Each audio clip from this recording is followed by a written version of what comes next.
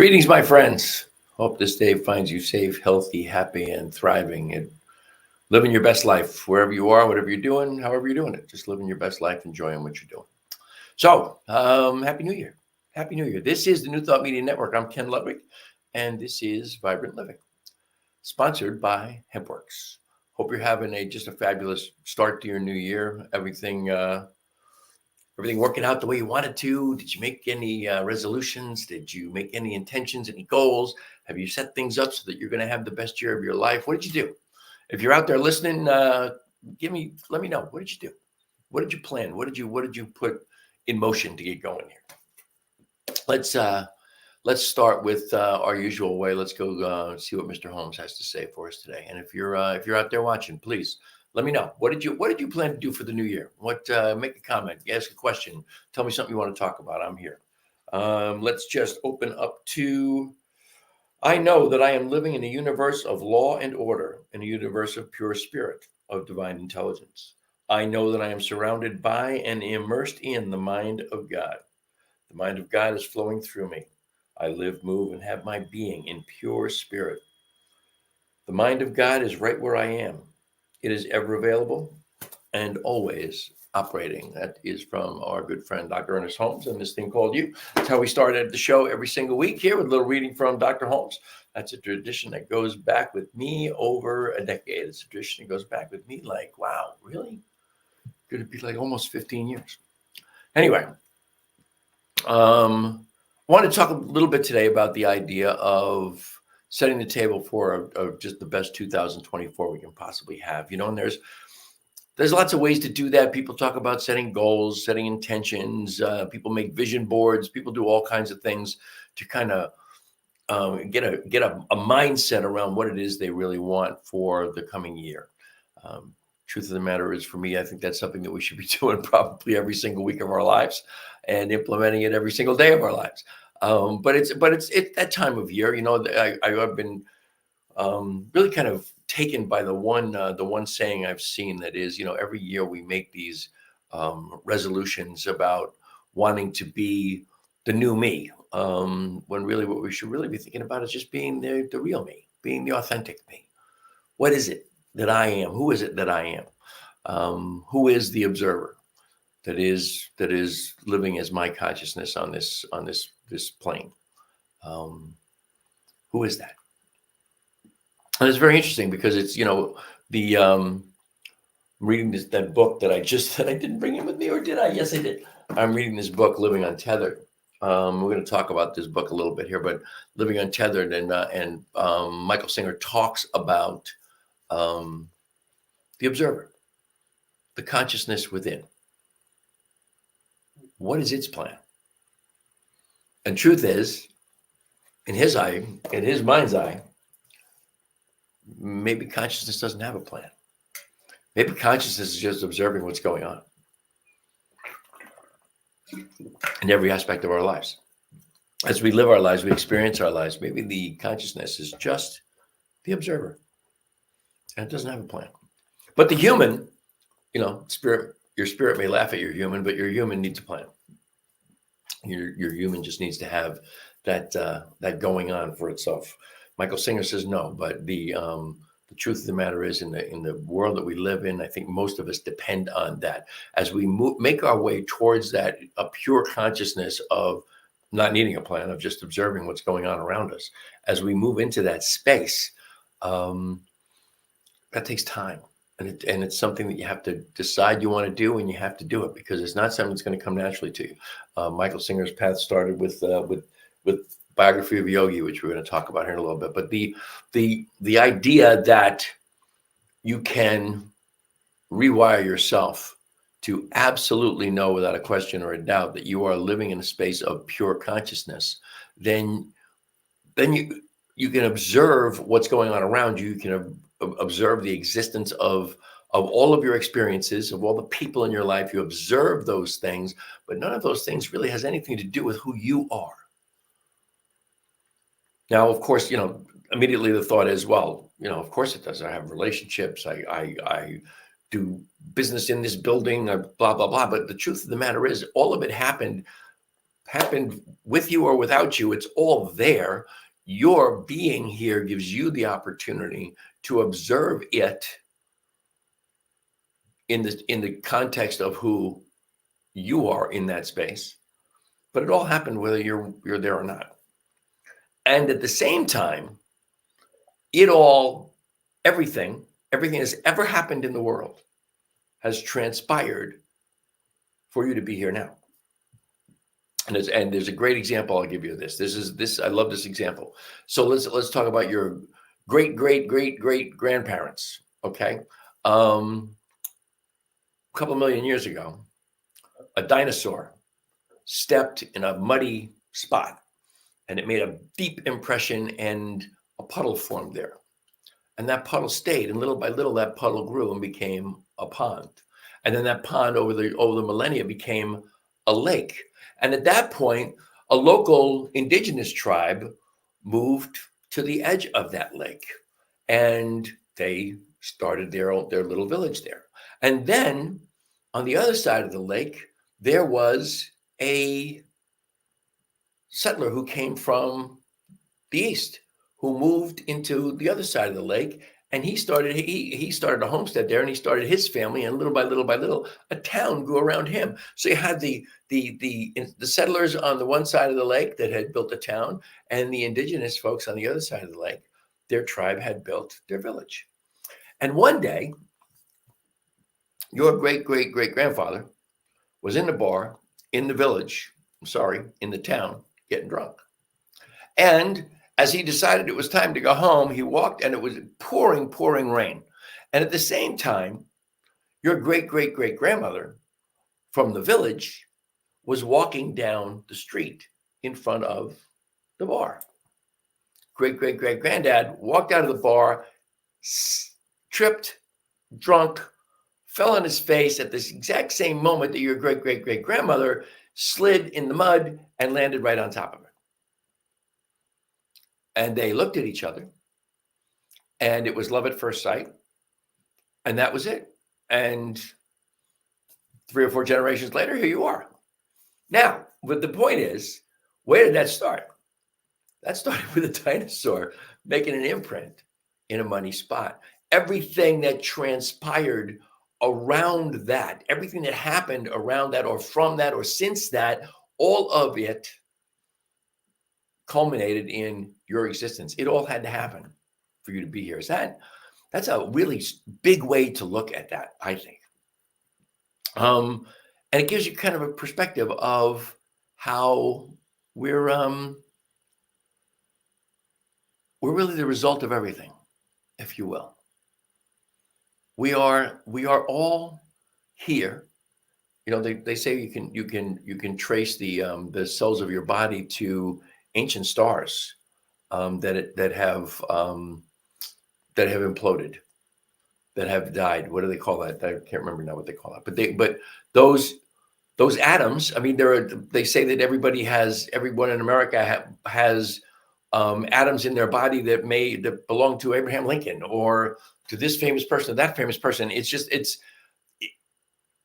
all what I'm saying, I guess, is I'm making a big grandiose point out of nothing here. But the truth is, it's all of these things transpire, all of these things happen that result in our being here in this physical body. And then spirit has imbued that body with a consciousness of itself that is now observing everything that is transpiring and being experienced in our lives. I don't know if any of that makes sense. It makes sense to me. And I'm not, it's kind of reminds me as I'm explaining that, I almost feel like I'm babbling. And it reminds me of when I first got introduced to metaphysics in the early 1990s. And I got so excited about it. And people would say, "What are you so excited about?" And I would be like, because I couldn't string 2 coherent sentences together about it. I couldn't explain it. I just knew I was excited by it. And I just felt like I just did that right now with you. Anyway, going back to the year, it is 2024. I don't know how many years you've been on here, but here's your next opportunity to cycle around the sun, and it's going to be an interesting year. If you're an American, it's going to be very interesting politically. We're going to have an election, a presidential election, and of course, a whole slew of House members, House of Representative members, and senators are going to be elected, as well as all kinds of local elections are going to happen, and it's going to be it is destined to be the loudest, rudest, meanest, ugliest campaign we've ever seen. And I'm not wishing that on anybody. I'm just telling you that's what it's going to be, man, because we know who the contestants probably are, and we know what's going to happen when the whole thing is said and done and they're battling for the presidency. But anyway, because it's going to be an interesting year, I thought it was. I don't talk much about goals and intentions and that kind of stuff, in the new year. I just don't do it. I think about a word for the year, and I'm wrestling with a couple of words: freedom, power, abundance. There are some words I really want to be top of mind in the year, but I haven't gotten there yet. But I think there's some things that we probably need to know, need to do when we talk about our overall well-being. We need to focus on a mental, emotional, spiritual, and physical well-being. And I think what I want to do is I want to tell you what I'm doing. My DMO, my daily method of operation, and my DSP, my daily spiritual practice. Those of you who pay any attention to me know my daily spiritual practice is important to me. It involves meditation, prayer work, reading, and sometimes a little bit of writing, but that's not really a part of it. It's really pretty much meditation, reading, and prayer work. That's pretty much my daily practice. But also I include into daily practice what you eat and what you do physically. How do you take care of your body? And I'm telling you, I don't care how old you are. This is, I'm going to give you some ideas here. Okay. This is a book, was given to me by a good friend of mine, a guy by the name of Barry Ebert. He gave me this book, Younger Next Year. It is about, it's about a guy who was in really, really horrible shape and how he got himself, with the help of a doctor, the plan that they took to get him in great shape and feeling better than he had in decades in his 70s. And it's really about living physically healthy, flexible, and strong into your 80s and 90s. All right. Now, if you're out there, you're listening to me and you're in your 40s and 50s, you're like, yeah, who cares about my 80s and 90s? I'll cross that bridge when I get to it. Or as my sister Elizabeth would say, I'll burn that bridge when I get to it. But the truth of the matter is, you can't start any younger. You can only start where you are. And the more you do now to stay physically fit, the more you move your body, the better your chances of being that way as you grow older. Starting when you get older is a really, really, really hard road. There's a great book here by George and Sedina Caponelli that is called "Do Not Go Quietly." Just a great read for people who are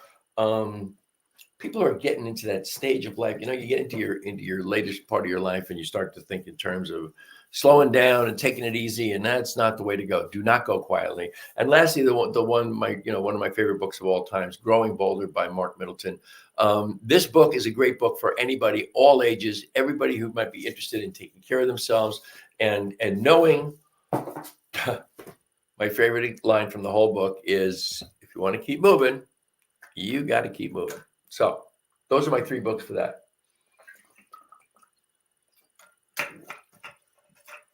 There are any number of pathways you can take then with the physical also to eat, right? To take good care of yourself. There are all kinds of, now, famously now Weight Watchers actually has gone to, instead of just a dieting plan, they're offering the diet pills, Ozempic and something else, I think, which is to me just flipping crazy. But the pills evidently work. I don't know anything about them really. I know that I've heard that they work. We have no idea what the long-term effects might be of this pill, but people are losing weight. That's all wonderful. But the one thing that I heard an expert talk about just yesterday was the idea that even the pills will take the weight off of you, but if you don't have a decent diet and exercise, it's not going to make a damn bit of difference. It's just going to be a temporary fix. You want to keep moving, you got to keep moving. You cannot, though, outrun a lousy diet. So you need to make sure that you're eating healthy foods. And there's any number of plans, although I did just see that the single most effective eating plan out there is not a diet, it's a way of life. It's the Mediterranean diet. I also have I've been coaching people through nutritional weight loss and cleansing protocols for over a dozen years. And if you're out there and you want to get some help with a good nutritional plan, just, email me. Where's the, let me put the email up just for grins, because we're talking about things that maybe people might want to know more about. You can email me. Somebody moved my cheese. There it is. Email me at teamrocketnow@gmail.com. Okay. That's how you can find me. So look for a good eating plan. The spiritual piece is the daily spiritual practice. That's what I said. But another part of it that I think takes into account the mental, emotional, and spiritual is to make yourself a creature of reading. First of all, of course, I read The Science of Mind. This is also part of my daily practice. This is one of the books I read from. This is The Science of Mind textbook by Ernest Holmes, written in 1927. My favorite book of all times. Changed my life completely, moved me in a different direction from wherever it was I was going. What I have started doing is many, many years ago, before I ever discovered Mile High Church in Lakewood, Colorado, I did not, when I was first studying metaphysics in the 90s, I had my own practice for Sunday, my own Sabbath practice. And I had a yard swing out in the backyard. And I still have a hooded black fleece robe that goes all the way to my ankles. And it's good for about 20 degrees outside. And so I had that robe. I had a stack of books, 6, 8, 10 books, varying degrees of seriousness, of depth, of chewiness, if you will, that I took out to the swing. I had a couple of candles and I had an incense sled, and I lit some incense. I lit the candles and I sat out there and I meditated. And I didn't know any real prayer work back then. I think I might have said the prayer of St. Francis. And I may have said the Serenity Prayer. But that's about all I knew. I didn't know anything about affirmative prayer at that point in time. I had just really started studying under the University of Metaphysics, which is now the International Metaphysical Ministry in Sedona University. But I was just studying them, and I was learning, and I was growing, and I've revisited that habit. And I'm just going to give you some of the books that I'm reading. After many attempts, I have finally started actually reading past the introductions of Autobiography of a Yogi. This book has changed more lives than many other books on the planet. And I don't want to get too grandiose, but it has changed a lot of lives. And the interesting thing for me is it has changed a lot of lives of people with whom I've come in contact, whether physically one-on-one or like someone like Michael Singer, who started his journey by reading this book. Just got a new book. It is called I Am: The Power of Discovering Who You Really Are, by a fellow named Howard Falco. I have never heard of this guy before. I have a friend named Tierney who is starting a book club, and they are reading this book. And even though I can't be part of her book club, I'm going to read the book along with her. She actually thought she might have me in as a guest into the book club to talk about the book, that would be really, really cool. But we'll see where that goes. The other one that I already held up is Living Untethered. This is, the first book is The Untethered Soul. The second book is The Surrender Experiment. The third book is Living Untethered. This is the best series of 3 books, short books. This is not a big book. This is the best series of 3 books that I think that I've seen since maybe back in the days of Oriah Mountain Dreamer with the Call, the Invitation, and the Dance. I love these books. I love this book, and I'm only about a quarter of the way into this. I love it. It's a fascinating read. It is a fascinating set of thoughts to wrap your mind around. It's also, if you're like me, okay, I love to read. I'm a painfully slow reader. I'm also a little bit anal about what I'm reading. I hate to quit reading something in the middle of a chapter. His chapters are all between 3 and 5 pages long. So it's really, really, it's a great, easy read. And it is life-changing thought processes. Picked up a book I had started to read a long time ago, and I'd only gotten about a third of the way through it, and I just picked it back up because I guess it's time that I needed in my life. It's called The Energy Codes by Dr. Sue Morter. Dr. Sue was a guest on this show over a year ago. Great practices for self-healing. Knowing that, everything you need to heal your body is within your body. You don't need anything from the outside. And this is it's a great guidebook to really helping you get healthy and stay healthy, especially if you've got something ailing you. And last but not least is something that I don't think I've ever done. This is Being Henry, The Fonz and Beyond by Henry Winkler. Now, I don't know if I told you this, my beloved Lisa and I went to see Henry talk at a book event in Winston-Salem. He was doing a 15-city tour, and I guess Winston-Salem has a kind of a reputation as there's one bookstore there anyway that has a great reputation among bookie people that it's a great stop, and it's a great community. And he packed a church, and I mean packed. I mean, we were in there like sardines.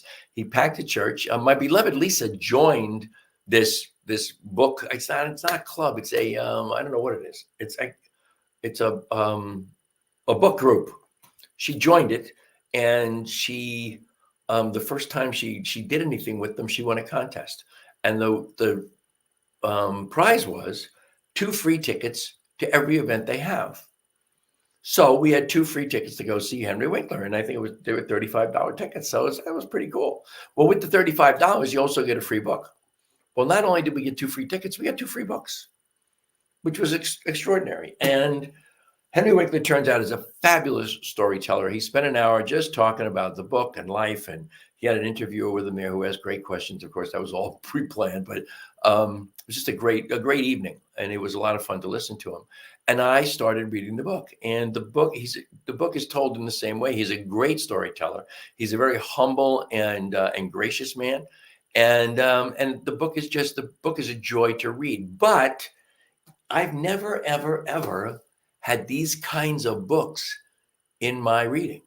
When I took my stack of 6, 8, 10 books outside to read on Sunday morning, there was never light reading. There was light spirituality, light metaphysics, light self-help, light self-actualization stuff, but there was never a light book. This is, and I just added this to the mix, I'm going to suggest it to you, that this is, not only is this a great book, but in your reading, if you are someone who knows, as I know, that quotes leaders are readers, reading is kind of a great cure for for prejudice, for misinformation, for so many things. But reading, I think, is an important way to expand your mind, to keep you thinking and to looking at the world from different perspectives, depending on what it is that you're reading and visualizing in the reading. But anyway, the entertaining piece was never something I had, and I'm really enjoying adding Henry Winkler into that mix. So the idea of goals and intentions is to really set an intention to just be a better me today than I was yesterday, to be a better me tomorrow than I have accomplished today. And I think that is the grandest intention of all in my world for me. And I just give you a quick outline here of a mental, emotional, spiritual, and physical construct, if you will, for myself to help me get through the world. As one of my other alter egos is to make it out alive. That's it for me. That's all I got for you today. I hope that made some sense. I hope you enjoyed that a little bit.